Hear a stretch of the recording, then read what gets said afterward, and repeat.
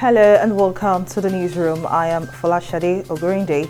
Amid rising calls for the national chairman of the People's Democratic Party, PDP, Iyorchia Ayu, to resign, Governor Emmanuel Udom of Akwa Ibom State has urged leaders in the party to uphold their promises and not ignore the concerns of other members.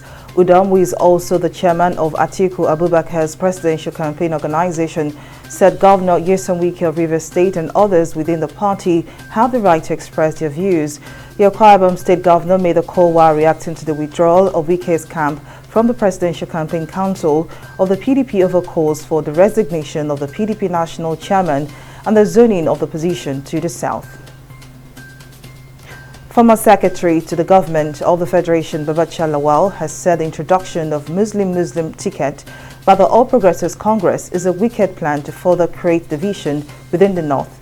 This comes as Independent National Electoral Commission (INEC) released the final list of the presidential and National Assembly candidates for the 2023 general election.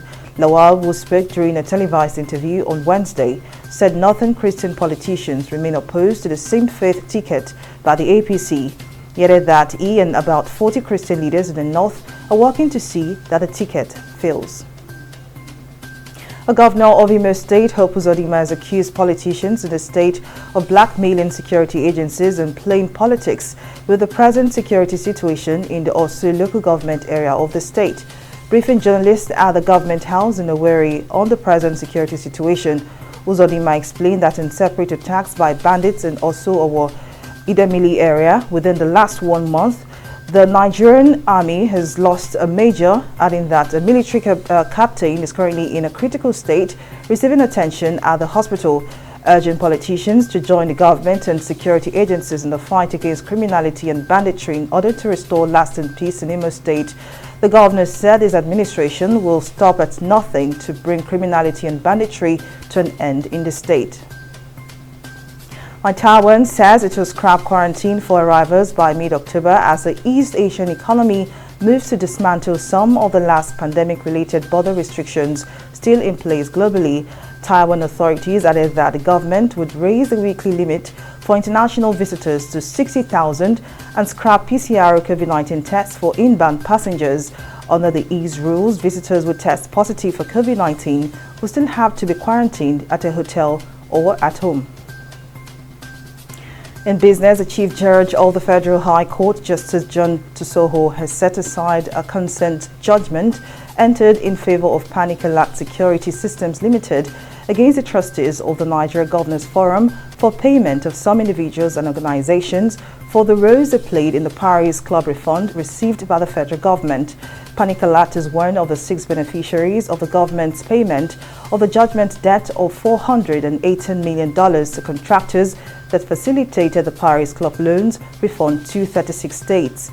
Delivering the ruling on Wednesday, Justice Tusoho held that a said consent judgment was entered without jurisdiction in its entirety. A strong earthquake jolted Mexico on Thursday, leaving 1 person dead as people rushed out into the streets of the capital in the middle of the night, days after another powerful tremor.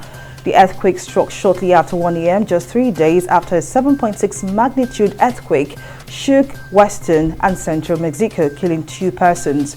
According to authorities, the epicenter of the 6.9 magnitude quake was near the Pacific coast, with the U.S. Geological Survey estimating the magnitude at 6.8.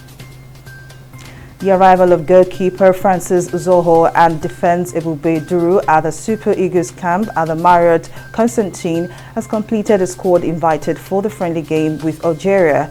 Team captain Hamed Musa and forwards Eri Onyekuru and Samuel Chukwueze are the others knocked out by injuries. Head coach Jose Santos Pesiro has arrived as a proof that the 3-time African champions have a training game against Algeria's B squad on Saturday. And that's it on the newsroom. Many thanks for watching. I am Folashade Ogurinde. Bye for now.